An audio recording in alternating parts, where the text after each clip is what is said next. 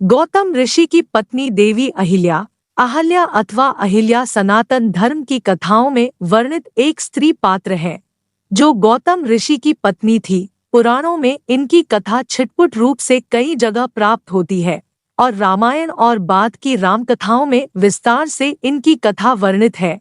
कथाओं के अनुसार यह गौतम ऋषि की पत्नी और ब्रह्मा जी की मानस पुत्री थी। ब्रह्मा ने अहल्या को सबसे सुंदर स्त्री बनाया। सभी देवता उनसे विवाह करना चाहते थे। ब्रह्मा ने एक शर्त रखी, जो सबसे पहले त्रिलोक का भ्रमण कर आएगा वही अहल्या का वरण करेगा। इंद्र अपनी सभी चमत्कारी शक्ति द्वारा सबसे पहले त्रिलोक का भ्रमण कराए। लेकिन तभी नारद ने ब्रह्मा जी को बताया कि ऋषि गौतम ने इंद्र से पहले किया है। नारद जी ने ब्रह्मा जी को बताया कि अपने दैनिक पूजा क्रम में ऋषि गौतम द्वारा गाय माता की परिक्रमा करते समय गाय माता ने बछड़े को जन्म दिया। वेदानुसार इस अवस्था में गाय की परिक्रमा करना त्रिलोक परिक्रमा समान होता है। इस तरह माता अहल्या की शादी अत्रि ऋषि के पुत्र ऋषि गौतम से हुआ। इंद्र के गलती की वजह ऋषि गौतम ने माता अहिल्या को शाप देकर पत्थर बना दिया। कालांतर में प्रभु श्रीराम के चरण स्पर्श द्वारा वे पुनः स्त्री बनी। हिंदू परंपरा में इन्हें सृष्टि की पवित्रतम पंचकन्याओं में से एक गिना जाता है और इन्हें प्रातः स्मरणीय माना जाता है। मान्यता अनुसार प्रातःकाल इन पंचकन्याओं का नाम स्मरण सभी पापों का विनाश करता है। रामायण के उत्तर कांड में ब्रह्मा द्वारा इसका अर्थ बिना किसी असुंदरता के बताया गया है, जहां ब्रह्मा इंद्र को यह बता रहे हैं कि किस प्रकार सृष्टि की सुंदरतम रचनाओं से तत्व लेकर उन्होंने अहल्या के अंगों में उनका समावेश करके अहल्या की रचना की।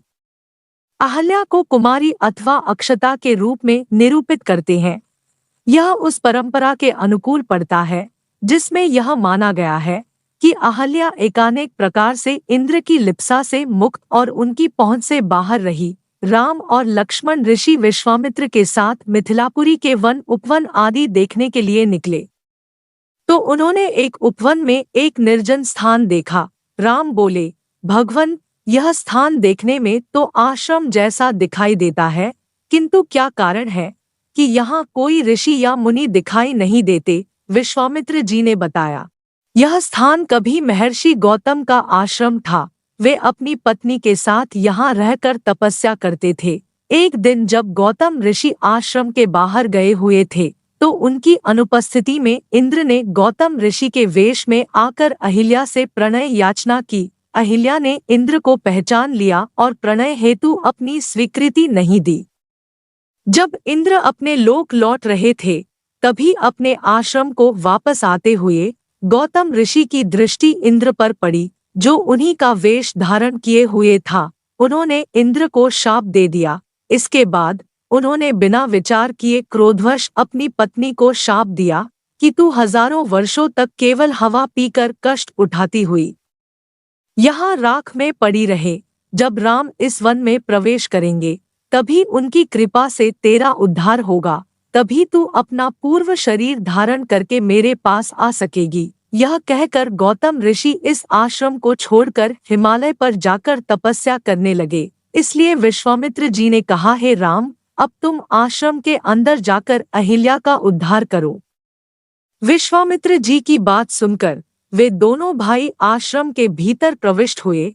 वहां तपस्या में निरत अहिल्या कहीं दिखाई नहीं दे रही थी, केवल उसका तेज संपूर्ण वातावरण में व्याप्त हो रहा था।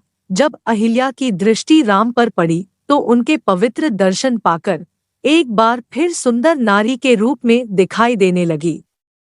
नारी रूप में अहिल्या को सम्मुख पाकर राम और लक्ष्मण ने श्रद्धापूर्वक उनके चरण स्पर्श किए। उचित आदर सत्कार ग्रहण कर वे मुनिराज के साथ पुनः मिथिलापुरी को लौट आए। अहल्या के बारे में एक प्रसिद्ध श्लोक है, अहल्या द्रौपदी सीता तारा मंदोदरी तथा पंचकन्याः स्मरेन् नित्यं महापातकनाशिन्याः। अर्थात ये अहल्या, द्रौपदी, सीता, तारा और मंदोदरी इनका प्रतिदिन स्मरण करना चाहिए। ये महापापों का नाश करने वाली हैं। इन्हें 5 कुमारियां माना जाता है। एक मत के अनुसार ये 5 उदाहरणीय पवित्र नारियां और कतिपय शक्तियों की स्वामिनी भी हैं। इस मत के अनुसार अहल्या इन पांचों में सबसे प्रमुख है जिन्हें छलपूर्वक भ्रष्ट करने का प्रयास किया गया, जबकि उनकी अपने पति के प्रति पूर्ण निष्ठा थी। अहल्या को पांचों में प्रमुख इसलिए भी माना जाता है क्योंकि ये कालानुक्रम में भी सबसे पहले हैं। देवी भागवत पुराण में अहल्या को एक प्रकार से उन द्वितीय कोटि की देवियों में स्थान दिया गया है जिन देवियों को शुभ, यशस्विनी और प्रशंसनीय माना गया है। मुझे आशा ही नहीं अपितु पूर्ण विश्वास है कि आपको गौतम ऋषि की पत्नी देवी अहिल्या का यह प्रसंग अच्छा लगा होगा। यदि आप चैनल पर पहली बार आए हैं या फिर अभी तक आपने चैनल को सब्सक्राइब नहीं किया है तो कृपया वीडियो के ठीक नीचे दिए सब्सक्राइब बटन को दबाकर ऑल पर क्लिक अवश्य करें ताकि हमारे अगले वीडियो की सूचना सबसे पहले आपको प्राप्त हो। वीडियो को अधिक से अधिक शेयर करें। आपको मेरी प्यार भरी राधे राधे।